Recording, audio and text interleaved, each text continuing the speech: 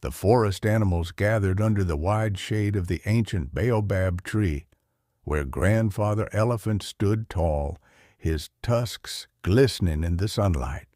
His voice was deep and slow, like thunder rolling across the hills. "Come closer, my children," he said, flapping his great ears. "Today I shall tell you the tale of the clever little tortoise, a story older than the rivers, but one we must never forget." The young monkeys swung down from the trees. The gazelles sat gracefully on the grass. Even the lions paused their hunting to listen. Grandfather Elephant began. "Long ago, when the world was still learning how to breathe, there was a time of great drought. The rivers dried up, the trees lost their leaves, and the sun burned the earth like fire. All the animals, the strong ones and the small ones, came together for a meeting. Everyone was thirsty and weak, and none knew what to do. Then the proud lion roared, 'I will dig the earth until I find water. I am the strongest.' He dug with his mighty claws, but found nothing. The hyena laughed and said, 'Let me try. My nose is sharp. I will smell out water.' But he led them only to hot dust and dry stones.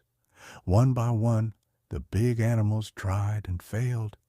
They looked down at Little Tortoise and laughed. 'You? What can you do with that tiny shell and slow legs?' But the tortoise did not mind their laughter. He only smiled and said, 'Let me try in my own way.' He went off alone, quiet and slow, using his old ears to listen to the whispers of the earth and his wise eyes to follow the cracks in the ground. He walked and walked, not with power, but with patience. And then he found it, a small spring hidden beneath a cluster of rocks. Tortoise returned and said nothing. He just dug a small hole and waited. Soon water bubbled up, clear and cold. The animals rushed forward with joy and drank until their bellies were full. From that day, the animals never laughed at the small or the slow again. "And that," said Grandfather Elephant, with a rumbling chuckle, "is why we say wisdom is not in size, but in the spirit that guides you." The forest was silent for a moment, then filled with claps, cheers, and laughter. And under the great baobab tree, the animals remembered, "Not all heroes have tusks.